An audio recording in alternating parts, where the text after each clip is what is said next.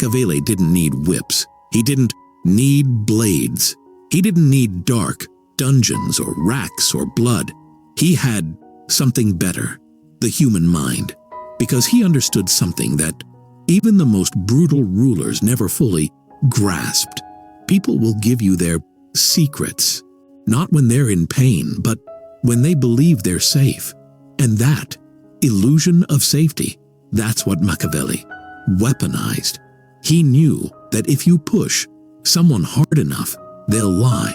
But if you pull them in just right, if you let them feel seen, validated, admired, they'll hand over everything. Their fears, their loyalties, their motives, their deepest truths, all without you ever needing to raise your voice. These are the 7 psychological traps.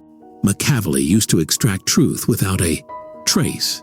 And once you understand them, you'll see why the most dangerous man in the room is never the loudest. It's the one who listens quietly, patiently, and strategically. The first trap is the mirror of agreement. This trap is so subtle. Most people walk straight into it, smiling. Machiavelli knew people love those who agree with them, not because they value truth, but because agreement feels like validation. So when he wanted someone's thoughts, he never challenged them directly. He didn't press. He didn't correct. He simply mirrored. He'd say things like, "You're absolutely right, and I've always suspected that as well," or "That's exactly how I've been seeing it too," or "I thought I was the only one who noticed that." And suddenly, the other person relaxes. Their ego opens. They stop defending and start revealing because they think they found an ally. But what they've really found is a trap. You agree with someone just enough to make them talk more, and the more they talk, the more they reveal. And once you have the information, you can act, pivot, manipulate, or destroy. Machiavelli's brilliance wasn't in argument. It was in extraction through flattery, and that the trap works because the victim never even knows it was set.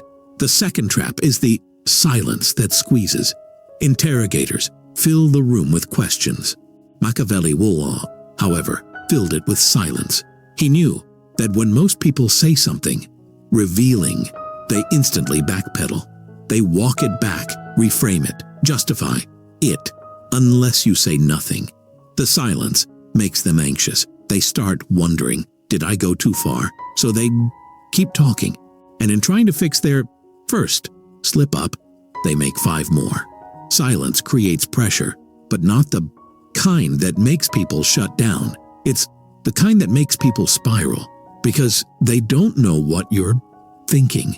The power is not in the pause itself. It's in your stillness, your eye contact, your complete lack of response. You look at them like you already know the answer, and now they feel compelled to fill in the gaps. Use this with discipline. Speak less, watch more, and let the silence break them. The third trap is the distraction of storytelling.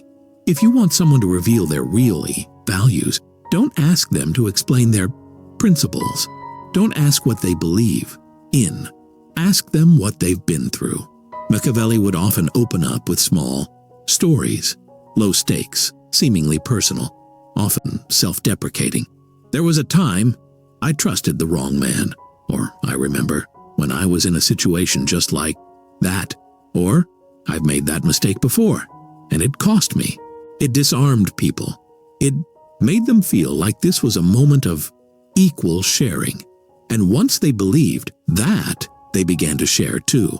And in those stories, unguarded, emotional, spontaneous, they revealed what no direct question ever could. Who they fear, who they admire, who they resent, who they blame, and most importantly, who they serve. Because stories are where truth hides. And most people, when offered the stage, will expose themselves entirely just to feel heard. Machiavelli wasn't just listening to the story. He was tracking patterns, watching expressions, reading word, choices, dissecting allegiances, all while the other person thought they were bonding. The fourth trap is the decoy, confession, one of the coldest in Machiavelli's arsenal. He would fake vulnerability to test the other's boundaries. He might confess a sin that isn't real, an indiscretion, a betrayal, a doubt, something small but provocative. Why? Because when you confess something dark, people feel safe, revealing their own darkness. They match your energy. They say, "You too," and then they spill. But here's the twist. Your confession was a decoy. Theirs was real, and now you own the exchange. You've tricked them into thinking the conversation is balanced when in reality, they've exposed something you haven't, and they don't realize it until much when later, if ever. This tactic only works if you deliver it perfectly. Calm, subtle, quiet, not dramatic, not boastful. It must feel like a genuine slip of guarded truth. And once they take the bait, you've got leverage they can never take back. These first four traps don't rely on status. They don't require power. They don't even require intelligence. They require discipline. The discipline to speak less. The discipline to manipulate without threat. The discipline to sit still and watch. People walk directly into your hands, thinking they're safe. Because Machiavelli knew that torture breeds resistance, but comfort breeds confession. So he made people comfortable. He made them feel important. He made them feel heard, admired, and safe. And then he listened. And what they gave him was everything he needed to control them or destroy them without ever lifting a sword. The remaining traps are colder, sharper, and more dangerous, and they go deeper, not just into the mind, but into the soul, because there's a level of psychological manipulation most people never reach. Not because they can't, but because they're afraid to. Machiavelli wasn't, and that's why he won. The most effective manipulation isn't force, it's seduction through understanding. Not sexual, not romantic, but psychological. The kind that makes people feel seen even as you unmake them from the inside. Machiavelli knew this. If you can wrap someone in comfort, respect, and curiosity, they will volunteer what others would die protecting. He didn't ask for information. He made people want to give it. That's what the next three traps do. These aren't tricks. They are weapons, cloaked in warmth, tactics so elegant, the victim feels flattered while they're being dissected. Let's continue. The fifth trap is the scarcity of judgment. This is one of Machiavelli's most overlooked tactics. When you want the truth, the last thing you should do is judge it. The more neutral you remain, the more extreme people become. Because here's the secret. Most people aren't lying to hide things. They're lying because they expect you to disapprove of the truth. So, when Machiavelli wanted to know someone's real motives, he didn't confront them with suspicion. He did the opposite. He offered a space without consequences. He'd say, "That's understandable. I would have done the same." Or, "There's a logic to that kind of decision, even if it's dark." Or, "We all make moves others wouldn't understand." To the average man, these words are just casual phrases, but to a tent manipulator, they're keys. Because when someone realizes you won't shame them, they open, they overshare, they confess sins, just to test whether you'll recoil. And when you don't, they lean closer, they reveal more, they start peeling themselves open for you on their own. Machiavelli knew that judgment is a wall. Remove it, and even kings will speak freely. The most dangerous part, they leave those conversations liking you more because you made them feel accepted in their darkest moments. What they don't realize is you weren't accepting them. You were extracting them. The sixth trap is curious, misdirection. When someone suspects you're fishing for information, They go cold. They give short answers. They get defensive. They know what you're after, and they won't give it. So Machiavelli distracted them. He'd ask questions about everything but the target subject. If he wanted to know someone's political loyalty, he'd ask about their opinions on others. If he wanted to know someone's ambitions, he'd ask about their friend's mistakes. If he wanted to know someone's plans, he'd ask about the flaws in someone else's strategy. Why? Because people drop their guard when the conversation isn't about them. Their ego detaches. Their mouth moves faster. They speak truth disguised as commentary. They think they're sharing harmless opinions, but Machiavelli is collecting data, calibrating values, tracking grudges, mapping out loyalties, and once he sees the pattern, he no longer needs to ask the real question because the answer is already in the way they spoke about others. This trap is lethal because it never looks like a trap. The victim walks away thinking, what a deep, thoughtful conversation. But what they really had was a confession session, disguised as analysis. They gave away everything without realizing they were even being studied. The seventh trap is the power of inverted admiration. Machiavelli understood the secret need of every human to be respected by the powerful, and this trap flips that impulse inside out. When someone believes you admire them, not just like them, but truly respect their mind, they will perform for you. They will try to impress you even more. And in that performance, they begin revealing far more than they should. But here's the twist. Machiavelli used inverted admiration. He would casually praise someone's intelligence or subtlety in a specific area, like the way you handled that disagreement. Only someone truly sharp would have seen that move. Or you. Remind me of someone I knew who was a master of strategy, ruthless but precise. Now the person thinks he sees me as a strategist, as a powerful mind, as dangerous. And what do powerful minds do when admired? They try to prove the image. They give more detail. They start showing their techniques. They offer examples. They volunteer truths they've kept hidden just to reinforce your impression of them. And all the while, they're exposing the very tactics Machiavelli wanted to uncover, because flattery doesn't just feel good. It yet becomes a mirror that people want to live up to. You tell someone you're very discreet, and suddenly they're proving it. You say you're the type who keeps leverage, and suddenly they're showing you how they do it. That's the genius of inverted admiration. You give someone a crown they didn't ask for, and they'll show you where they keep the kingdom, just to prove they deserve it. By this point, the person sitting across from Machiavelli has no idea what's happened. They think they've been respected. They think they've been heard. They think they've been chosen. What they don't realize is that they've been dissected, their loyalties mapped, their weaknesses identified, their intentions revealed, their leverage handed over, and Machiavelli never raised his voice, never threatened, never begged. He just listened better than they expected and made them feel safer than they should have felt.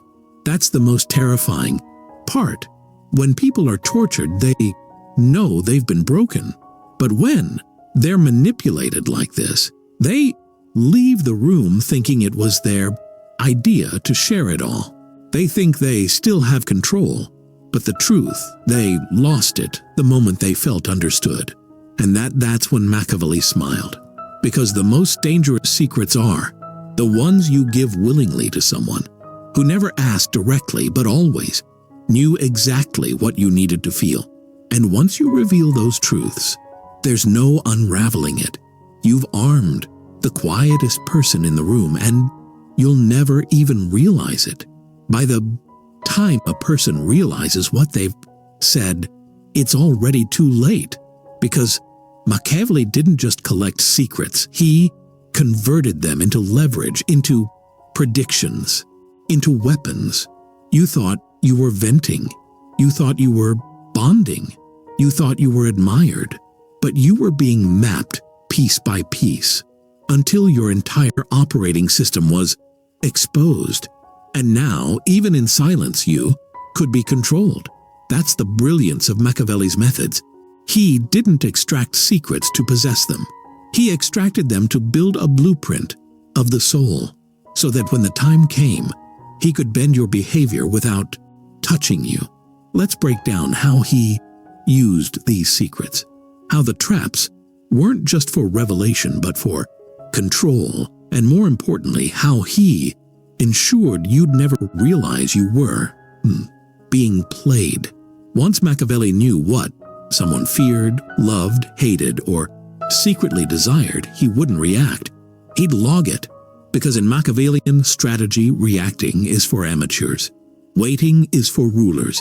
So the man who revealed his fear of betrayal, Machiavelli, wouldn't betray him. He'd just threaten isolation when the time was right. The woman who revealed she needed approval, he'd withhold praise, not to hurt her, but to make her chase it. The ally who admitted he hated being underestimated, he'd subtly highlight his irrelevance in public just to force him to prove otherwise and thereby act exactly as Machiavelli needed him to. This is the core of psychological warfare. You don't use the secret once. You design a world where that secret controls the person forever. Each of these traps, admiration, silence, misdirection, had one more layer. They left the victim feeling seen. And that's the most effective illusion Machiavelli ever created. He made people feel that they weren't just understood, but accepted. Why is that so dangerous? Because when someone feels seen and accepted, they stop hiding. And when they stop hiding, they start relying on your perspective, on your presence, on your approval. And now you are no longer just the man who knows their secrets. You are the man who understands them. And what do people do for those who understand them? They serve willingly, blindly, forever. Machiavelli didn't build followers. He built dependencies. Now comes the coldest move of all, the one that separates a manipulator from a master. You never use the secret immediately. Machiavelli would wait days, weeks, months, sometimes years, because people forget what they've revealed. But Machiavellians never do. And when the birth moment was perfect, when the person was rising or at their most confident or at their most secure, that's when he'd deploy the truth they once whispered in confidence, not as blackmail, not as a threat, as a reminder. You once told me something, and I've always respected that about you. Just enough to say I haven't forgotten. Just enough to inject a flicker of doubt. Just enough to make them realize he still has that. He still knows me. He still sees me. And now they behave. They comply. Not because of more power, but because of history. That's the genius of delayed revelation. You don't need to punish. You just let the memory of your knowledge punish them on just its own. Now let's flip the frame, because if Machiavelli used these tactics, so can others. So how do you defend against psychological extraction? Not by becoming paranoid, but by mastering emotional discipline. Here's how. Never explain your decisions emotionally. People don't need to know why, only what. Let silence become your default. Response to curiosity. When people dig, go still. Let them feel the void. Be boring in storytelling. Share only what doesn't cost you leverage. Casual facts. No emotion, no confession. Watch your need to be admired. If someone flatters you, they're testing your pride. If you bite, they know how to lead you. Never confess to be relatable. It doesn't build connection, it builds vulnerability. And once you give that up, you've handed over the steering wheel. And finally, train yourself to be okay with being misunderstood. Because every time you rush to explain, clarify, or correct, you leak a need. And once someone sees your need, they don't need chains. They already own you. Machiavelli never tortured because he didn't have to. He extracted not by force, but by making the victim volunteer the blade and hand it to him with gratitude. And the people he disarmed, they never suspected it because they left the conversation feeling admired, feeling seen, feeling special. But what they really were was decoded, reduced to data, stored like weapons to be used when needed and only then. That's why the most dangerous person in the room isn't the one who speaks with authority. It's the one who asks calmly and listens fully. The one who sees you before you've even figured out who you are. The one who makes you feel safe while planting the exact trap that will one day decide your fate. The most devastating kind of power is the kind you never detect. It doesn't speak. It doesn't demand. It doesn't threaten. It listens. It calculates. And then when it moves, it's already too late. That was Machiavelli's genius. He didn't wait for weakness. He designed it. And he didn't torture people for their secrets. He turned them into willing participants in their own undoing. By the time they realized what had happened, he didn't need to control them. They were already controlling themselves for him.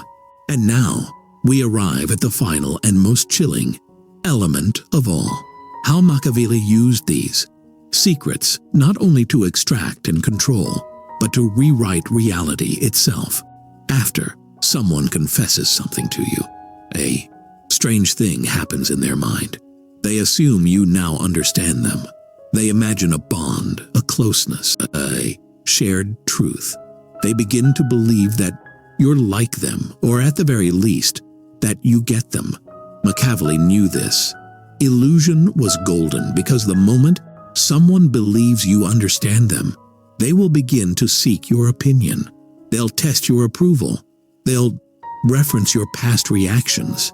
They'll behave in ways that align with the woolward person you've seen them as, which means you can now do something terrifying.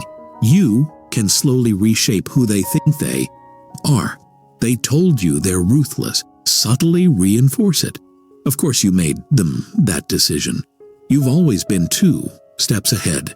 They admitted they hate being controlled. You say it's obvious. You've never been the type to follow blindly. And now they start playing the role you assigned to them. Not because you commanded it, but because you heard it first and reflected it back like a mirror. But it wasn't a mirror. It was a blueprint. And by the time they're walking in it, the floor beneath their feet belongs to you. Once you know someone's secret and you reflect it back to them strategically, you don't need to manipulate their external world. You manipulate the internal one. The cage no longer needs bars. They build it themselves. They limit their words around you. They calculate what they share. They anticipate your reactions. They crave your guidance or fear your silence. You have become their psychological frame, and the frame always controls the painting. This is what Machiavelli truly mastered. Not new information, not manipulation, but architecting belief. Crafting the unspoken rules by which others operate without ever appearing to have done anything at all. That is the highest level of control. And most people never realize it's even happening. You may think this is historical. That was Machiavelli's time. People are smarter now. Wrong. People are more talkative now, more reactive, more attention-starved, more emotionally impulsive, which means the psychological traps work even faster. Because today, everyone they're broadcasting their inner world 24/7. The person who listens with discipline, who watches without rushing, who remains unreadable, has more power now than ever before because no one else is doing it. They're too busy talking. Let's crystallize everything into 7 laws. These are not tactics. They are principles. If you internalize them, you won't need to interrogate anyone ever again. The first law: make people feel safe, not interrogated. You don't pull information. You open space and let it walk to you. The second law: use flattery as a mirror, not a weapon. Don't praise them for what they want to. Praise them for what they're hiding. That's how you draw it out. The third law: speak less than you know, but more than you reveal. Let your words suggest depth. Let your silence prove it. The fourth law: time is the sharpest blade. Don't use information too soon. The longer you wait, the more devastating its effect when revealed. The fifth law: confess strategically. Offer small, fake, or outdated vulnerabilities. In exchange, people will offer fresh, real, and dangerous ones. The sixth law: weaponize neutrality. The less you react, the more people expose because they want to know what you think. And in that effort, they tell you everything. And the seventh law: make people perform their own role. Once you hear their truth, reflect it back subtly until they believe that's who they are. They will start acting accordingly, and you won't have to ask again. This is why Machiavelli's approach still haunts every negotiation, every power dynamic, every closed-door conversation, because people are desperate to be seen. And once they feel that you see them, they will open their chest and hand you the heart. And why? They'll do it smiling because they don't feel broken. They feel understood. But you're not there to understand. You're there to map, collect, and control. That's what separates the listener from the manipulator, the ally from the architect, the curious from the dangerous.